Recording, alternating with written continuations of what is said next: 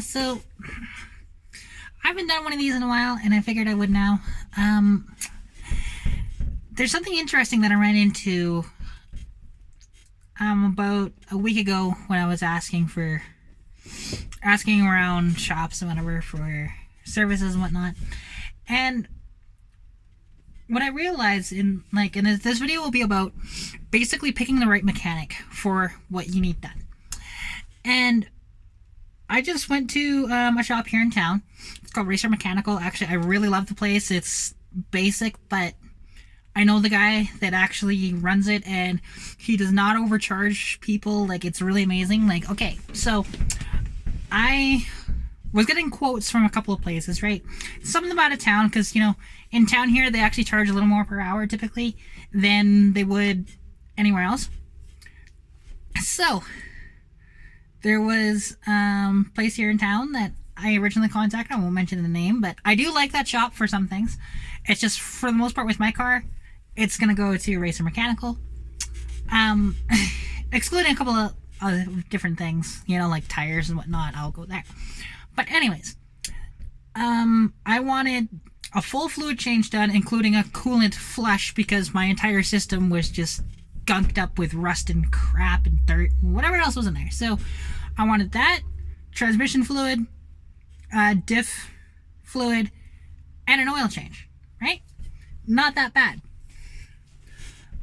So you go up through the entire thing, and all the quotes I was getting was about $500. Now, there was a place in Airdrie that would have done it for about the same price, which was $507, but then because one of the girls there I know, she was going to get a 50% off discount or coupon, and would have come down to basically having to pay around $253, give or take a little bit. Now, just for shits and giggles, I decided to contact Brian, because I mean, it's a simple shop. Like, that's Racer Mechanical, like I mentioned, and you know, it's a great shop, and I love the guy's great. You know, he knows my engine very well and stuff like that. So, okay. Anyways, he quotes me what was the 50% off price from the other shop. And it's just like, it goes to show you how much price gouging goes on at these different shops. And, you know, and he doesn't have, you know, like, his shop doesn't have a lift. His shop just has basic stuff, but it works, you know. And I really do love his shop, and I would trust him with anything with my car, because he knows what he's doing with my car. And with the older stuff, you know, he's really good with that too. And I was just very surprised at the gap there, right? And I asked him today, because we didn't get everything done, because he needed the to order in the transmission fluid kit type thing, you know. I'm assuming filter and shit like that, whatever. So that's fine.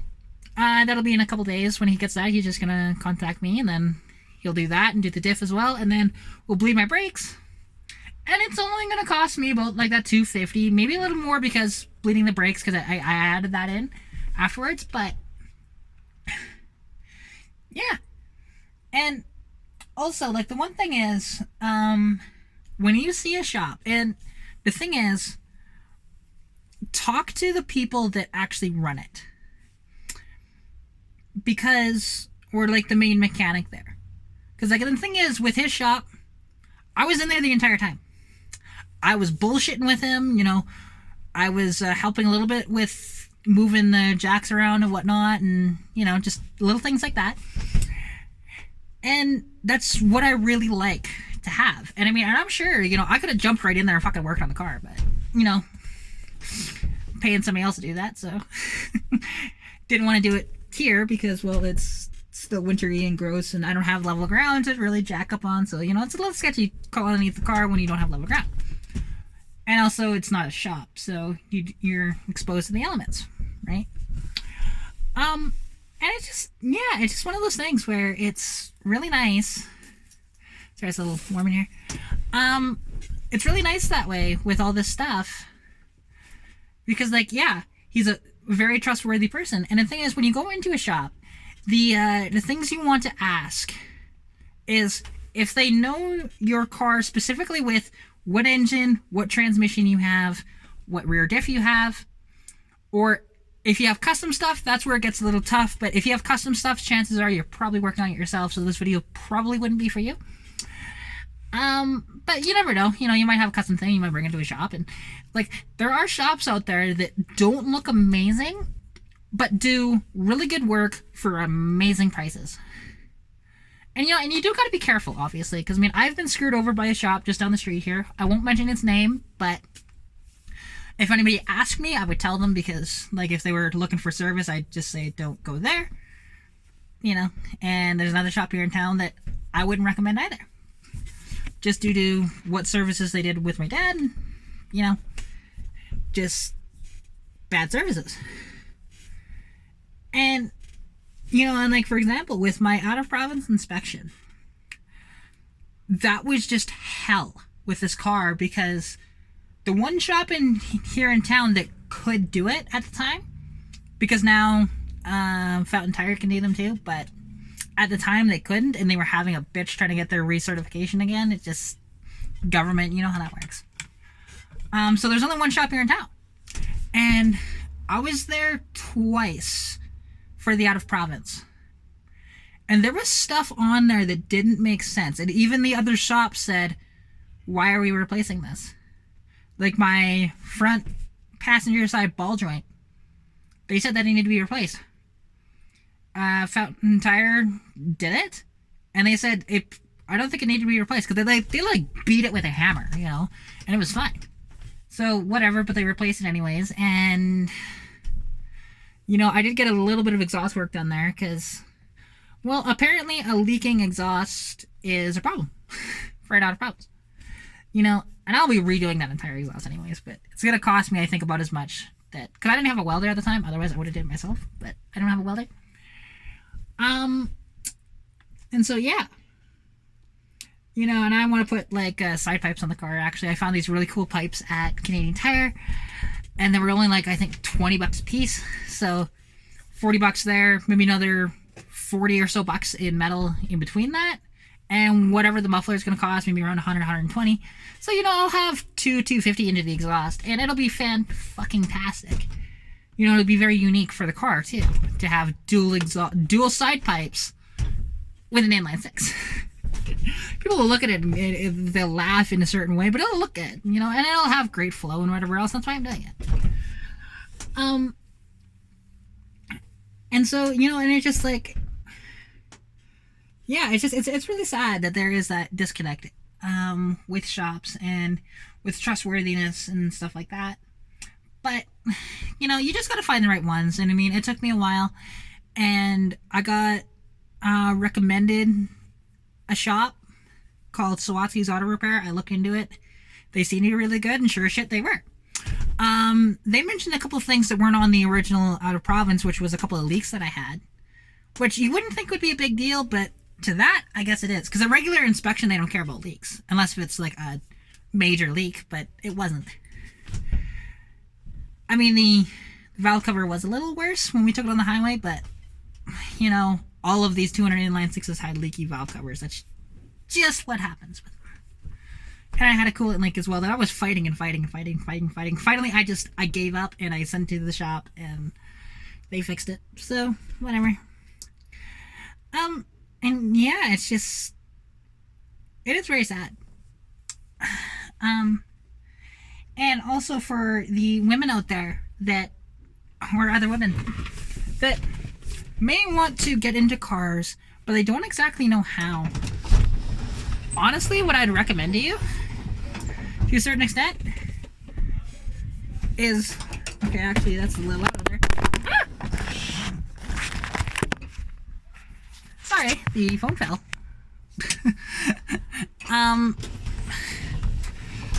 Let's hold that back up. God damn it. Okay, will that stay now? Okay, let's try that. There we go. That's better. And it's just, yeah, like if you want to, like if you want to get into the car hopping, especially if you're a woman, right? Because it's a little harder to do for us due to the fact that there is such a disconnect with mechanics and stuff like that, and with men in general, that they a lot of guys, and I've heard it a ton, that I don't know what I'm doing. I should do this, this, this, this, and this. And it's like, I don't need to do that because I know my car.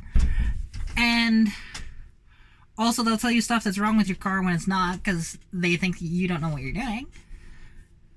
And it's just like, yeah, and it's very, very sad.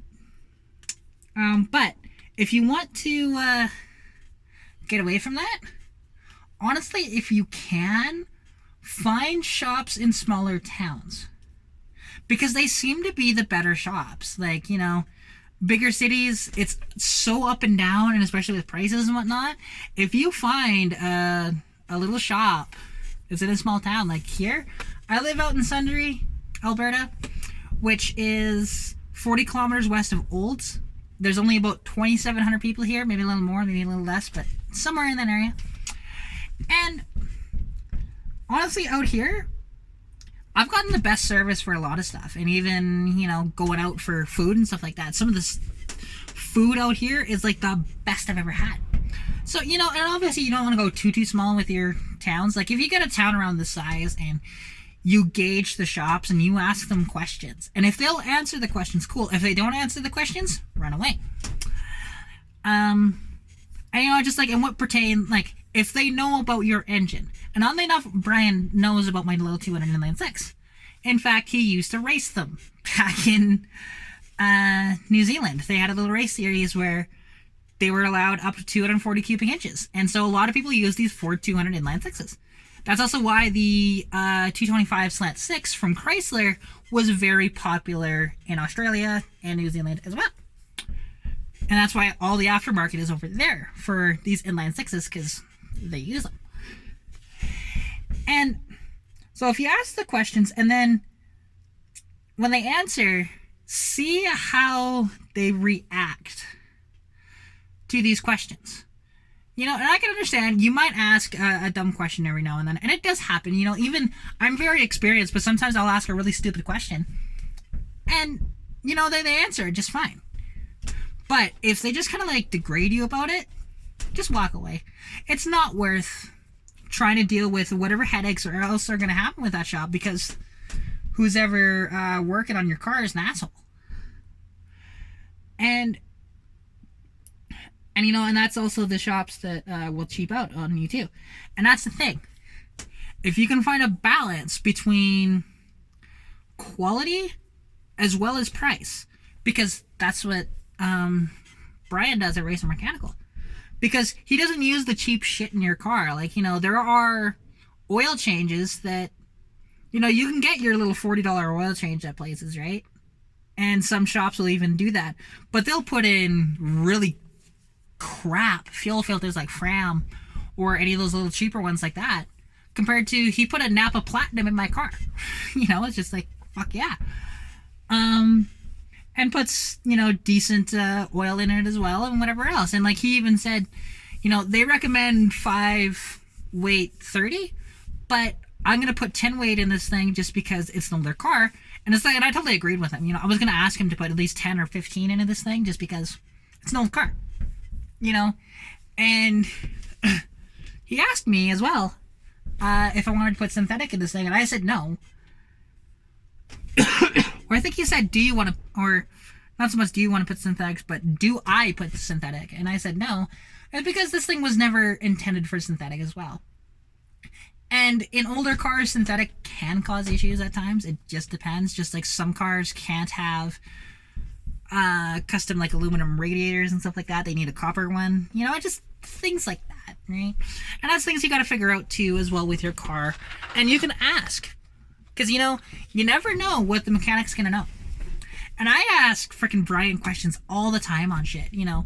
Like when we were having issues with our truck, you know, we would like I would message him and just see what he would recommend for stuff. And like, here's the thing, he throws advice out for free, you know, he's not going to charge for that. And even then, like, I was my front end was very floaty when I got it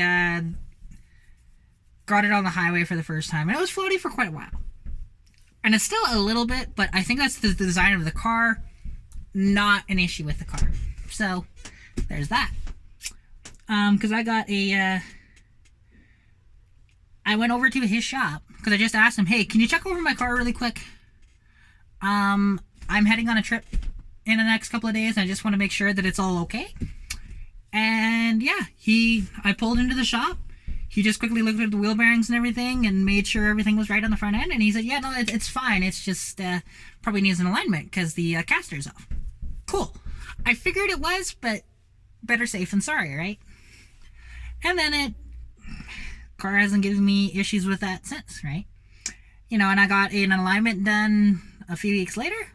And yeah, it was all good that way. And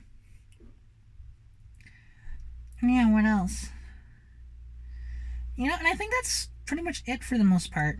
You know, and also, as well, if you can do a little bit of research on your own car before you go into a shop, that would be absolutely magnificent, because if you know a couple of things, or at least you've researched it enough to where you can narrow it down to a certain extent, you relay that to your mechanic and see what the response is. You know, and if they give you a reasonable explanation and not just, oh, this needs to be done, and doesn't give you an explanation, well, then you need to think about getting a new mechanic. Because, yeah, and also, like, the shops as well that'll just tag on extra shit all the time. Or, like with Brian, I mean, he goes mostly off of book, but at the same time, it's like, he knows to a certain extent, like, okay, what he can charge for an oil change, what he can charge for a coolant flush, what he can charge for da-da-da-da-da-da-da. You know, and it seems like he gives a little bit of discount on if you get multiple things done, and it's freaking fantastic. And I love his shop.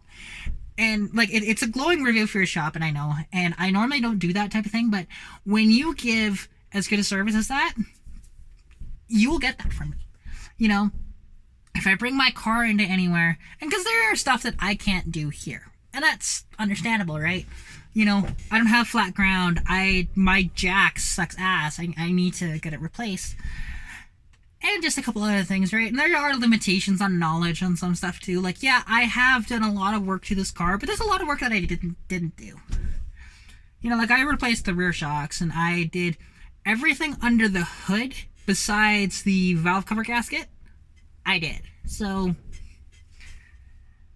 you know, and it's just, yeah, I mean, and that's why I like older cars too. But I can understand if you don't want to mess with an older car, because they do have their quirks that you need to figure out more so than new cars. Like, and my favorite thing with this thing, and I've showed this before, but for people that haven't seen it, it's really funny. And the fact that Ford did this back in the day,